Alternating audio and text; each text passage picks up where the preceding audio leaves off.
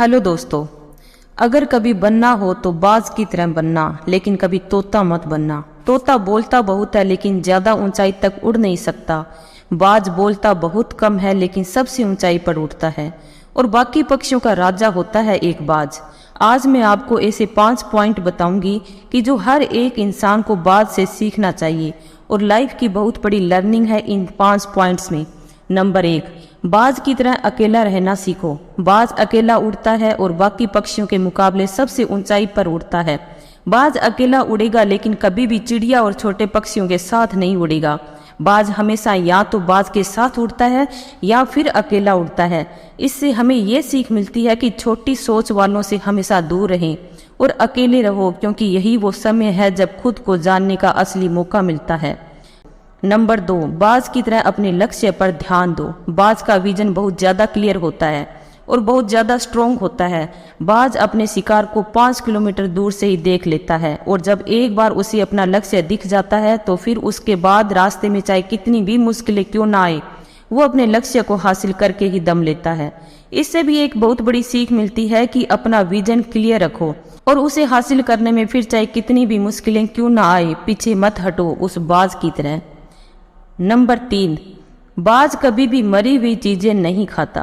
बाज कभी भी मरे हुए जानवरों को नहीं खाता, वह हमेशा जिंदा शिकार करता है और इससे हमें ये सीख मिलती है कि ये जो हमारा पास्ट है वो मर चुका है, तो अपने उस मरे हुए थॉट्स पर ध्यान मत दो और अपने आने वाली ताजा फ्रेश जिंदगी पर ध्यान लगाओ। अपने पास्ट की पुरानी यादें जो तुम्हें तंग करती है उन्हें वहीं रहने दो जहां उसकी जगह है, और तुम्हारी पास्ट की जगह है अपने में वर्तमान में जगह मत दो, क्योंकि अगर एक बार तुम्हारा पास्ट तुम्हारे प्रेजेंट में आ गया तो तुम्हारा पास्ट तुम्हें कभी तुम्हारे प्रेजेंट में नहीं रहने देगा। पास्ट में तुम्हारे साथ कितना भी बुरा क्यों ना हुआ हो, वो सब यादें और थॉट्स मर चुके हैं और उस बाज की तरह बनो जो कभी भी मरी हुई चीजों को नहीं खाता। नंबर 4, मुश्किल समय में डरो मत।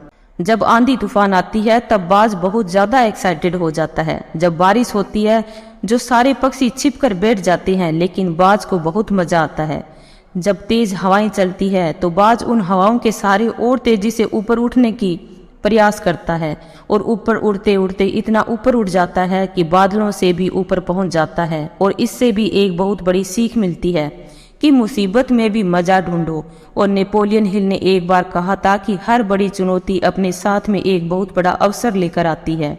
जो उस बाज की तरह तुम भी अपने अवसर को पहचानो, और जिस दिन उन अवसरों को पहचान लिया फिर सारी मुश्किलें तुम्हारे नीचे होगी और तुम उन मुश्किलों के ऊपर होंगे। नंबर 5, कंफर्ट जोन से बाहर निकले। बाज अपने घोंसलों से सॉफ्ट घास को हमेशा निकाल देता है ताकि बाज का जो बच्चा होता है वो उसमें कंफर्टेबल ना हो सके, क्योंकि अगर वो घोंसले में कंफर्ट हो गया तो वह वहीं रहना पसंद करेगा।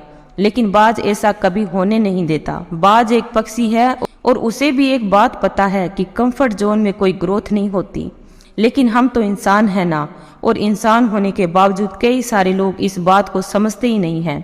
आप जितना ज्यादा कंफर्ट जोन में रहोगे आपकी लाइफ आने वाले टाइम में उतनी ही अनकंफर्टेबल हो जाएगी।